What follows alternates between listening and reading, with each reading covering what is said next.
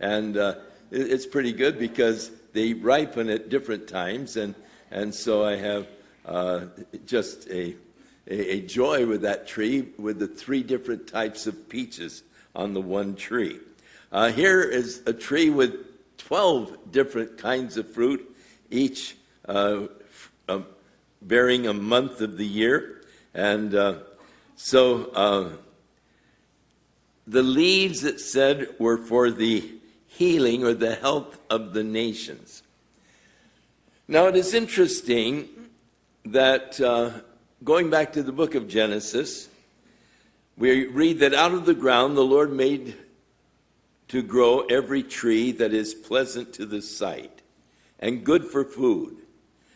And the tree of life also was in the midst of the garden, and the tree of the knowledge of good and evil. All types of fruit trees, but a couple, the tree of life and the tree of the knowledge of good and evil.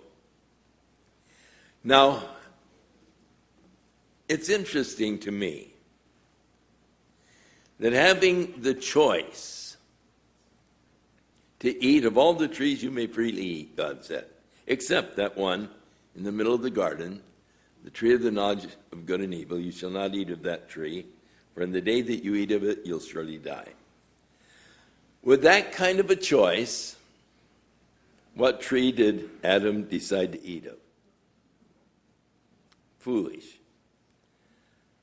You would think that his first choice would be the tree of life, but it wasn't. He ate of that tree that had fruit on it that had a deadly bacteria or something in it that caused the death processes to take place. The tree of life, after he had eaten of that tree of the knowledge of good and evil, sinned against God, and death began.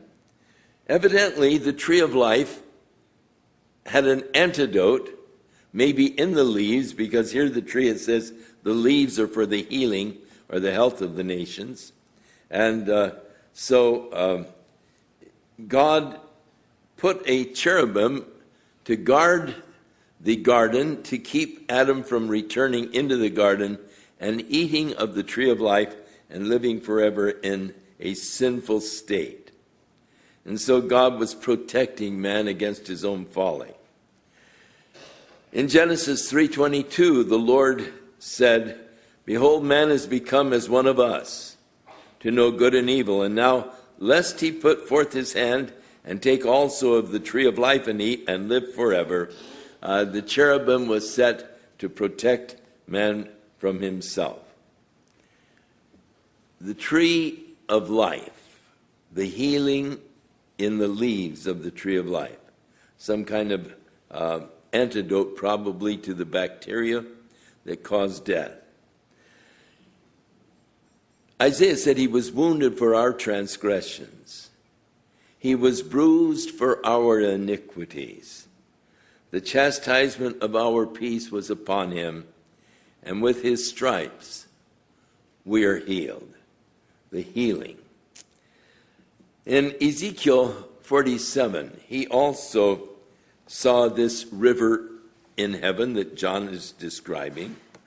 And he said, "And by the river, and on the bank thereof, and on this side and on that side, shall grow all trees for food, whose leaf shall not fade, neither shall the fruit thereof be consumed. It shall bring forth new fruit according to his months, because their waters they issued out of the sanctuary, and the fruit thereof shall be for food, and the leaf thereof of medicine." So Ezekiel sees this same scene that John is describing here in Revelation 22.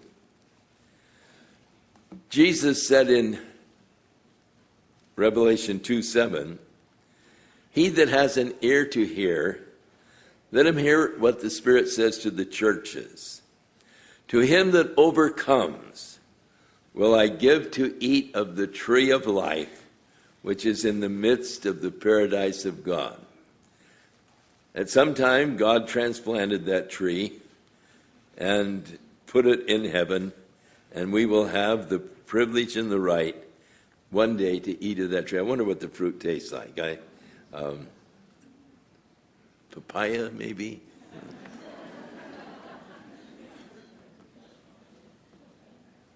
And there shall be no more curse, but the throne of God and of the Lamb shall be in it, and his servants shall serve him. Sin brought a curse upon the world. When God came into the garden to commune with Adam and said, Adam, where are you? And he said, we hid ourselves because we were naked. And God said, who told you you were naked? And they confessed their sin of eating of that tree. Then God said, cursed be the ground, and the curse, thorns and thistles shall it bring forth. And the curses that came as the result of sin. But thank God, the day is coming when that curse will be removed. No more curse. But the throne of God and the Lamb shall be in it, and his servants shall serve him. And they shall see his face, and his name shall be in their foreheads. Jesus said, blessed are the pure in heart, for they shall see God.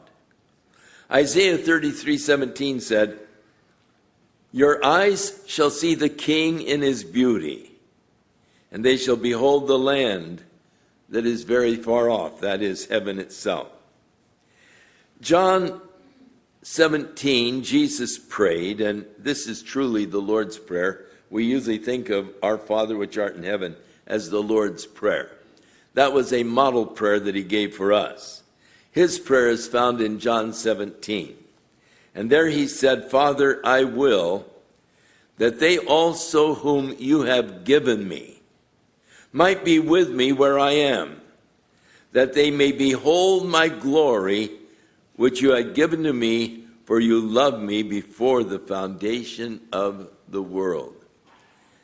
And so we shall see his face, his name in our foreheads.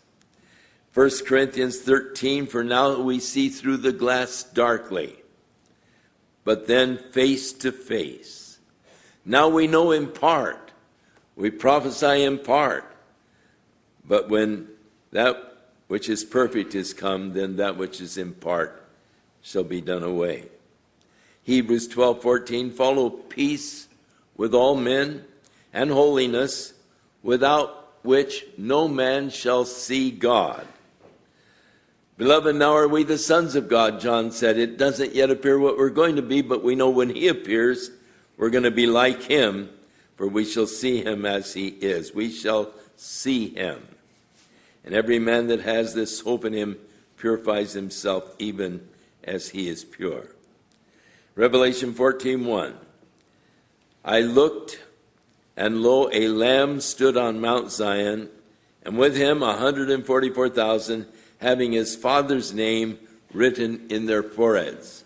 So God's sort of going to put a brand on his people, the name of the Lord on our foreheads. I think that the Antichrist is going to, his mark on the foreheads and on the right hand is sort of a slam against what God does in sealing his children on their foreheads.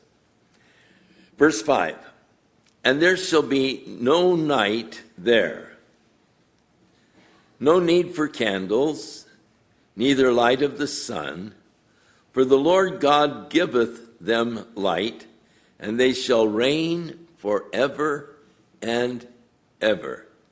No night. You know, we read, in my Father's house are many mansions.